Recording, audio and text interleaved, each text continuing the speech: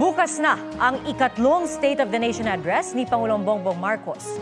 Kasabay ng paghahanda ng Pangulo, may mga inaabangang marinig mula sa kanya ang ating mga kababayan. Maging ang mga mambabatas sa ilang grupo, may mga usaping inaasahang matatalakay bukas ng Pangulo. Alamin natin ang latest sa paghahanda sa SONA sa live na pagtutok ni Mariz Umali. Mariz. Ivan, Pia, all systems go na para sa inaabangang ikatlong State of the Nation Address ni Pangulong Bongbong Marcos bukas.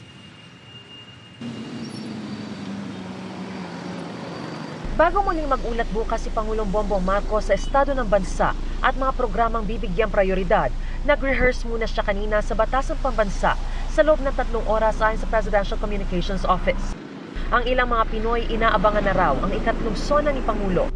At ang nais daw nilang marinig sa kanya. Ibaba po niya sana yung gasolina, tapos yung bigas, number 1 pa yung bigas kasi mataas ang bibili na araw-araw yung bigas po eh.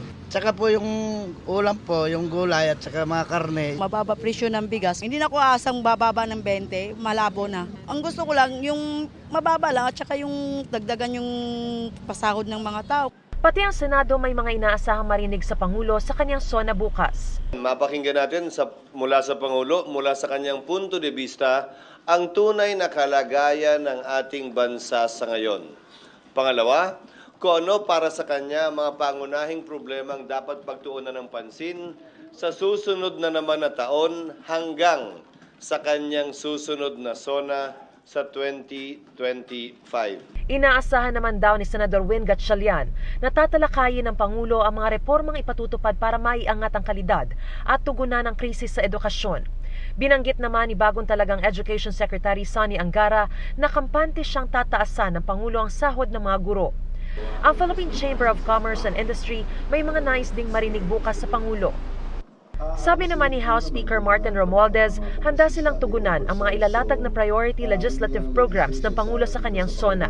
Magbibigay daw ito ng malinaw na roadmap na handang isakatuparan ng Kamara sa pamamagitan ng mga batas.